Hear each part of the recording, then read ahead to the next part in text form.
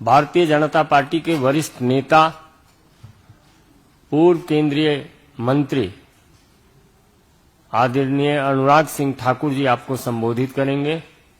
मेरा विनम्र निवेदन है आदरणीय अनुराग जी से आपको संबोधित करें। बगल में हमारे माननीय राष्ट्रीय प्रवक्ता प्रदीप भंडारी जी भी हैं। आदरणीय अनुराग जी। नमस्कार साथियों। कांग्रेस पार्टी बार बार लॉन्च करने का प्रयास करती है, जनता में ले जाने का प्रयास करती है और बार बार विफल भी होता है। आप जिनके बारे में सोच रहे हैं उनकी बात नहीं, मैं यहां पे आज नेशनल हेराल्ड की बात करने आया हूं। और नेशनल हेराल्ड का नाम सुनते ही आज कांग्रेस पार्टी के पूरे इकोसिस्टम में सेंसेशन होने लगते हैं। सेंसेशन जैसे कि छटपटाहट, कपकपाहट, धड़धड़ाहट, फड़फड़ाहट, डगमगाहट, लड़खड़ाहट। और ऐसे सेंसेशन होने लाजमी भी हैं, क्योंकि पकड़े जो गए हैं चोरी करते हुए फिर से। और आजादी के बाद आज तक अगर आप कांग्रेस का देखेंगे, एक नहीं अनेक घोटाले सामने आए। लेकिन ये अपने आप में एक ऐसा मॉडल है जो किसी के गले नहीं उतर रहा। आप मीडिया से बड़ी संख्या में आज सुबह सुबह यहां पर आए हैं।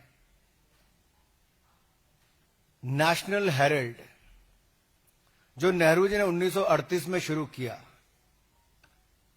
वो चल नहीं पाया। ठीक है, बहुत सारे काम है जो नहीं चल पाते। 2008 में ऐसी परिस्थितियां हो गई कि नहीं चल पाया।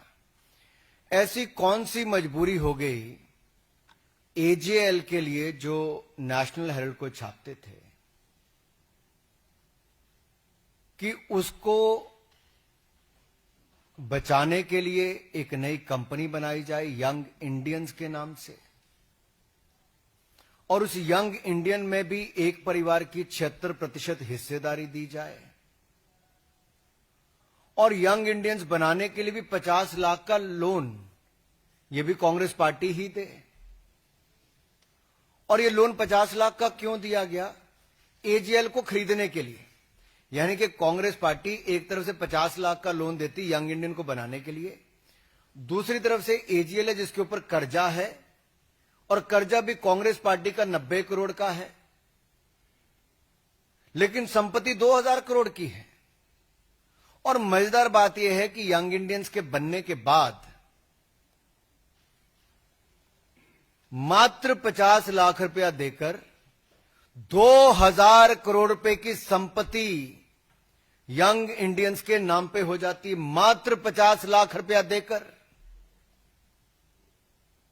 और जो बकाया 89.50 करोड़ 99 करोड़ 50 लाख रुपया जो बाकी था, वो कांग्रेस पार्टी माफ कर देती है। अब सवाल खड़ा यह होता है, क्या कांग्रेस पार्टी लोन दे सकती है? क्या कोई पॉलिटिकल पार्टी लोन दे सकती है? सबसे पहला सवाल तो यही है। और लोन दिया तो क्या उस पर ब्याज भी लिया जाता था कि नहीं लिया जाता था? अब नेशनल हेराल्ड है क्या? It's not a daily newspaper, ये दैनिक अखबार नहीं है। It's a non regular paper. ऐसे एक तो वीकली पेपर है, और वो भी छपता है। क्या छपता है? यहां पर इतने सारे पत्रकार, आप में से कोई नेशनल हेराल्ड से है क्या? कोई नेशनल हेराल्ड पढ़ता है क्या? अखबार वैसे तो कागज पे छपता है, लेकिन कुछ कागजी अखबार होते हैं जो छपते भी नहीं, बिकते भी नहीं, बंटते भी नहीं, दिखते भी नहीं और पढ़े भी नहीं जाते। ये उनमें से एक है। और जो कांग्रेस के राज्यों के मुख्यमंत्री इसके लिए चंदा देते हैं, चंदा मीन्स विज्ञापन देते हैं, चंदा नहीं विज्ञापन, वो विज्ञापन किस आधार पर देते हैं? दैनिक अखबार जिनके बहुत सारे अलग अलग जिलों के संस्करण निकलते हैं, उनको चवन्नी मिलती है और नेशनल हेराल्ड को चांदी के सिक्के मिलते हैं। और मेरे अपने राज्य हिमाचल प्रदेश में बड़े बड़े दैनिक समाचार पत्रों को जो नहीं मिलता, यानी कि उनको चवन्नी मिलती है और नेशनल हेराल्ड को चांदी के सिक्के मिलते हैं। और वहीं पर प्रदेश के मुख्यमंत्री जिन्होंने बड़े बड़े वायदे किए थे, या कांग्रेस पार्टी ने, वो 10 गारंटियां आज तक पूरी नहीं हुई। न महिलाओं को पैसे मिले, न डीए की किश्त मिली, न बाकियों को गोबर खरीदा गया, न दूध खरीदा गया, जो दाम देने थे वो भी नहीं दिए। उसके लिए पैसा नहीं है, लेकिन नेशनल हेराल्ड को विज्ञापन देने के लिए पैसा है। तीसरा,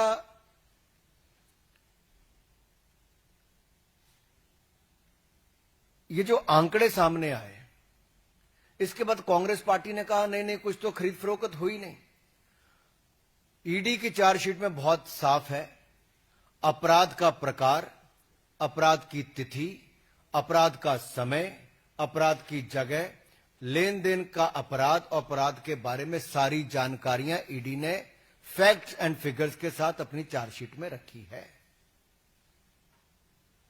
और ये कांग्रेस का क्राइम है। This is a Congress model of corruption, where a weekly newspaper is getting much more amount than the daily newspapers, and a paper which is not even published at times.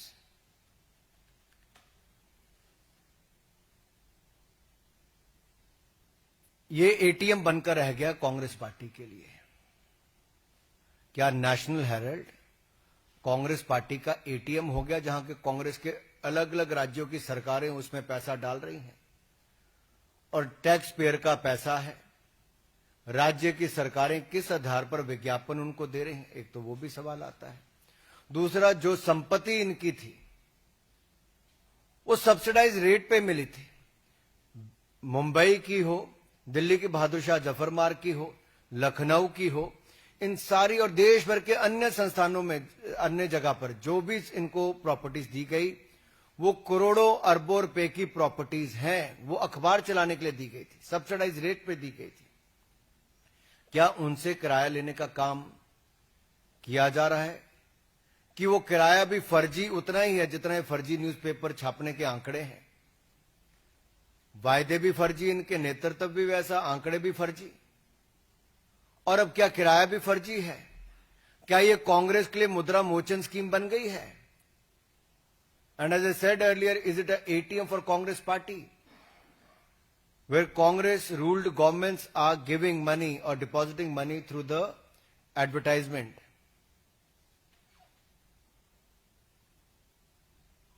और जहां तक राहुल गांधी जी अपना खटाखट मॉडल की बात करते थे ना, अब ये कांग्रेस शासित राज्यों में खटारा, बीमार और लाचार मॉडल हो गया है। वहां वायदे तो पूरे नहीं किए जा रहे, लेकिन वो सरकारें नेशनल हेराल्ड को चलाने के लिए कैसे विज्ञापन दिया जाए, उनसे पैसे दे रही हैं। जनता के सामने फिगर्स आनी चाहिए, कौन कौन कांग्रेस शासित राज्यों से विज्ञापन इस अखबार के लिए दिया गया, कब कब दिया गया, कितना पैसा दिया गया। दूसरा, 50 लाख रुपए में 2000 करोड़ रुपए की संपत्ति का एक कांग्रेस मॉडल ऑफ करप्शन ये देश के सामने आया है। तीसरा, अगर ये अखबार छपता ही नहीं, दिखता नहीं, बिकता नहीं, तो इसके लिए इतना विज्ञापन क्यों दिया जाता है? और वीकली न्यूज़पेपर के लिए चांदी के सिक्के और दैनिक न्यूज़पेपर जो इससे कई गुना ज्यादा बिकता है, दिखता है, उसको चवन्नी देने का काम क्यों किया जा रहा है? क्या कोई राजनीतिक दल ऐसे लोन दे सकता है, चाहे वो सेक्शन 8 कंपनी हो या सेक्शन 25 कंपनी हो? सवाल एक और इसके सामने खड़ा होता है। आजादी से पहले का न्यूज़पेपर है, 1000 से ज्यादा इसके शेयर धारक थे। अगर कांग्रेस पार्टी ने लोन ही माफ करना था तो एजीएल का क्यों नहीं माफ किया? यंग इंडियंस बनाकर एक परिवार की 76% हिस्सेदारी हो जाती है। कांग्रेस के 2 पूर्व राष्ट्रीय अध्यक्ष 38% इसके शेयर धारक बनते हैं। यानी कि यंग इंडियंस के टोटल कंट्रोल 76% हिस्सेदारी जब एक परिवार के पास, 2 लोगों के पास आ जाती है, तो कांग्रेस पार्टी इसका लोन माफ कर देती है। अगर ये 1000 लोगों के पास एजीएल रहती तो शायद उतने लोगों का ऋण माफ होता। लेकिन अब तो 2 ही लोग रह गए, जो बाकी 2 थे वो तो स्वर्गवास हो गया, जिनके पास 12% हिस्सेदारी थी। ऑस्कर फर्नांडिस जी और मोतीलाल वोरा जी आज हमारे बीच में नहीं है, लेकिन 12% उनकी हिस्सेदारी थी। तो कुल मिला के आपके सामने साफ है, 50 लाख रुपया वो भी जो कांग्रेस पार्टी ने दिया, लेकिन शेयर धारक बने कांग्रेस के 2 पूर्व राष्ट्रीय अध्यक्ष, और उन दोनों ने 1 रुपया लगाए बगैर 2000 करोड़ रुपए की संपत्ति उनके नाम पे हो गई। This is Congress model of corruption. और देश के सामने जो आज 4-5 सवाल हमने कांग्रेस पार्टी से पूछे और वो कई दिनों से उत्तर देके राजी नहीं, इसमें स्पष्ट होता है। बार बार ये लोग कहते हैं कि हमारे लिए कुछ नहीं कहते, कुछ नहीं, लेकिन मैं आपके सामने 2014 में जब इनके खिलाफ ट्रायल कोर्ट ने समन किया, आप याद करिए 2014 ट्रायल कोर्ट ने समन किया, उसके बाद ये हाई कोर्ट गए, सुप्रीम कोर्ट गए, लेकिन हाई कोर्ट और सुप्रीम कोर्ट ने बिल्कुल सही बताया, यानी कि इनको समन उसके बाद हुए। आज भी कांग्रेस के दोनों बड़े नेता बेल पर हैं भ्रष्टाचार के मामले पे, और 2016, 2018, 2024 ये पूरे आप कोर्ट के अगर निर्णय उठाकर देखेंगे तो इनके खिलाफ ही है। ईडी की कार्रवाई अब तक बिल्कुल सही मानी गई है, और संपत्ति जो अटैच करने की बात आती है, जो घोटाला सामने आया, एक कांग्रेस का एक और मॉडल ऑफ करप्शन आज देश के सामने आया है। धन्यवाद। प्रश्न साधारण अरुण।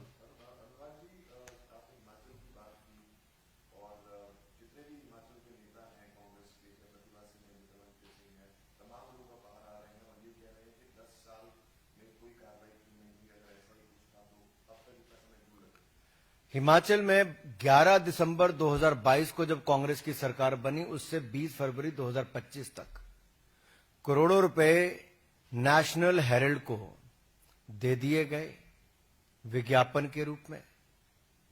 सवाल ये खड़ा होता है, नेशनल हेरल्ड हिमाचल में पढ़ता कौन है?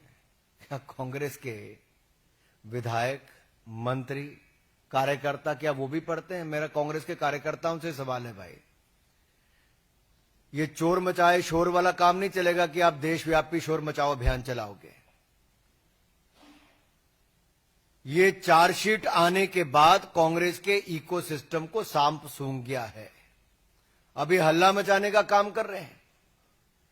अपने गिरेबान के अंदर झांक कर देखिए कांग्रेस के सारे कार्यकर्ता, क्या कोई एक व्यक्ति भी नेशनल हेरल्ड खरीदता है क्या?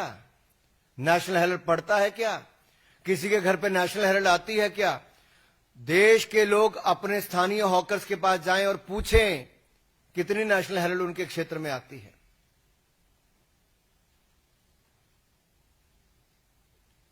मोहित भट्ट।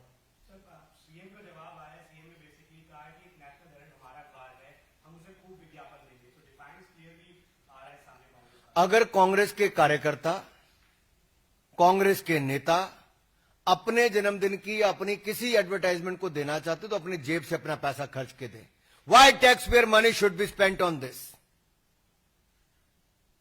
एक यहां पर अरविंद केजरीवाल जी का मॉडल था, जब टैक्स पेयर का पैसा दिल्ली की जनता का सैकड़ों करोड़ रुपया केवल अपना चेहरा दिखाने के लिए दे दिया जाता था।